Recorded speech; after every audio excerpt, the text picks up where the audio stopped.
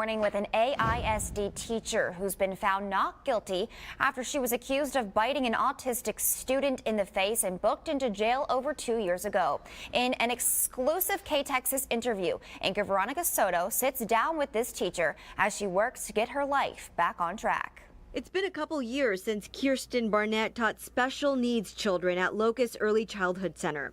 Back on February 1st, 2017, she had been given a letter with instructions to report to HR.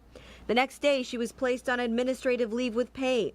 But it wasn't until a few days later that an officer with Abilene PD informed her that a teacher's aide had accused her of biting a 4-year-old autistic boy. I was absolutely terrified. I felt like my career was ruined, that I would never be able to work with children again. I think the worst part of it for Kirsten, she lived in fear because she had to go into hiding almost because people were making threats against her. Attorney Victoria Carter says Kirsten was never presumed innocent. Media across the country picked up the story. But I believe in this case she wasn't just not guilty, she was innocent. How did we prove it? Well, we hired a bite expert. Carter says the expert wasn't even told about the details, but it was his testimony along with other inconsistencies that cleared the 26-year-old. Look closely at the pictures that the teacher's aide took and gave police. The color of the tile just doesn't match, meaning a filter was used, perhaps to enhance any redness on the child's face.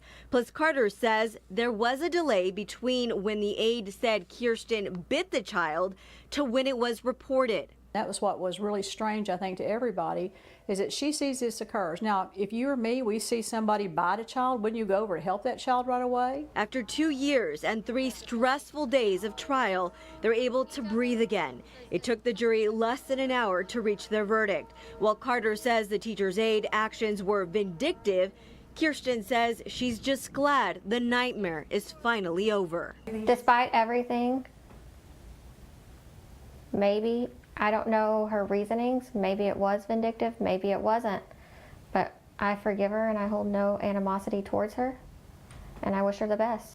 Veronica Soto, KTXS News.